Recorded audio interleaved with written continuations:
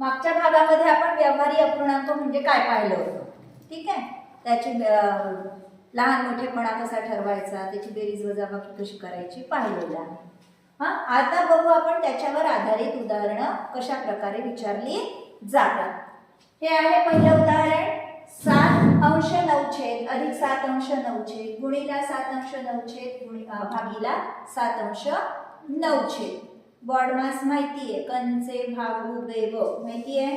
जर असे समीकरण आले सोडवायला आपल्याला हे, तर आपल्याला आधी काय सोडवायचा असतो, ब्रॅकेट. मग ज्या क्रमाने गुणाकार भागाकार आला असेल, आधी काय सोडवायचा, गुणाकार भागाकार सोडवायचा आणि नंतर काय, बेरीज वजाबाकी ज्या क्रमाने आली असेल त्या क्रमाने. हे तुम्हाला माहिती आहे, ठीक. आता बघा इथे तुम्ही आधी काय करायचं, आपल्याला गुणाकार दिसतोय म्हणजे गुणाकार आणि नंतर भागाकार.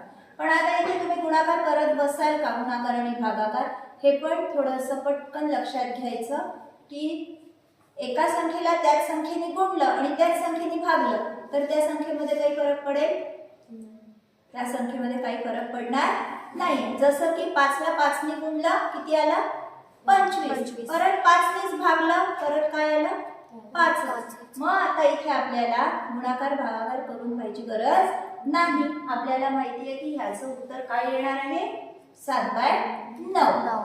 ठीक. मग आता राहिला काय प्रश्न, ह्या दोनची बेरीज करायचा, ठीक. तेही तुम्हाला माहिती आहे समान छेद आहे, त्याच्यामुळे सरळ सरळ 7 अधिक 7 काय येईल उत्तर आपला, 14/9. ठीक आहे. अशा प्रकारे आपण विचार करायचा आहे उत्तर सोडवताना.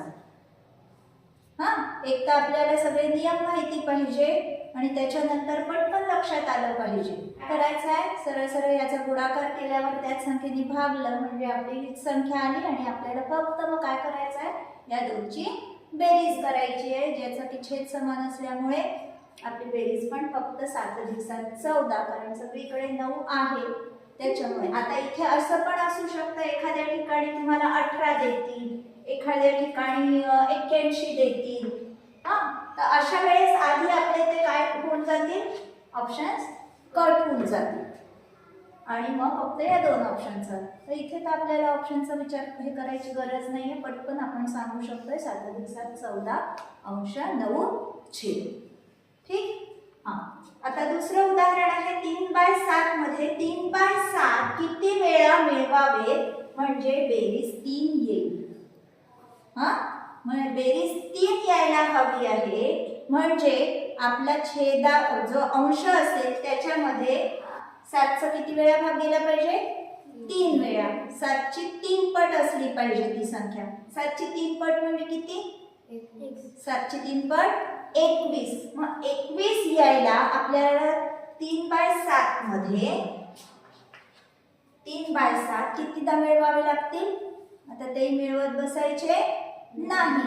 3 21 म्हणजे 3/7 ऑलरेडी आपल्याकडे आहे. एक 3/7 आहे. मग किती 3/7 मिळवावे लागतील, 6 3/7 मिळवले म्हणजे आपले एकूण 7 3/7 होतील, बरोबर. आणि आपलं उत्तर येईल 21/, उत्तर म्हणजे त्याची बेरीज काय येईल, 21/7 जे की 3च्या बरोबर आहे. समजला. आपलं उत्तर आपल्याला 6 वेळा मिळवायचे आहे. समजलं. 3/7 किती वेळा मिळवायचे आपण, 3/7 मध्ये एक 3/7 आपल्याकडे आहे.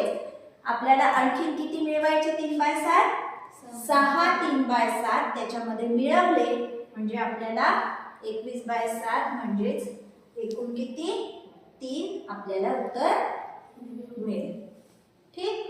हे झालं. आता काय बघा, 1/2 व 1/3 यांच्या दरम्यान पुढीलपैकी कोणता अपूर्णांक असेल. काय करायचं आहे आपल्याला, आपण संख्या रेषेवर बिंदू दाखवले होते. काय करतो आपण आधी, छेद कसे करतो, समान करतो, बरोबर. आता या ठिकाणी छेद समान करायला ह्याचं काय करायचं, आपल्याला गुणाकार करू शकतो आपण 3 दुने 6. पण पण इथे 6 ऑप्शन नाही आहे, म्हणजे काय विचार करायचा आपल्याला? 12. 4 घेऊन चालेल, आधीच हा ऑप्शन आपला कट होणार. ठीक, या 3 ऑप्शन्सचा विचार करायचा. काय आहे? बेसखा 12.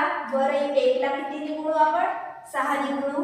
मग खाली 3 चौक 12, म्हणजे वर 1 ला किती निवडू?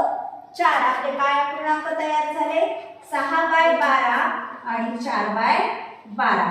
आता ह्या दोन अपूर्णांकामध्ये कोणता अपूर्णांक दिसतोय तुम्हाला याच्यामधला? 6/12 आणि 4/12 मध्ये कोणता अपूर्णांक दिसतो आहे? 5/12. दरम्यान म्हणजेच काय? त्या दोन अपूर्णांकांच्या मध्ये कोणता अपूर्णांक असेल? कोणता अपूर्णांक असेल मग 6 आणि 4 च्या मध्ये? 5/12. ठीक आहे. अशा प्रकारे आपल्याला उदाहरणं सोडवायची असतात. व्हिडिओ आवडल्यास नक्की लाईक, शेअर आणि कमेंट करा. आणि हो, सबस्क्राईब केलं नसेल तर अवश्य सबस्क्राईब करा, म्हणजे मी नवीन अपलोड केलेल्या व्हिडिओजचे तुम्हाला नोटिफिकेशन्स मिळतील. धन्यवाद.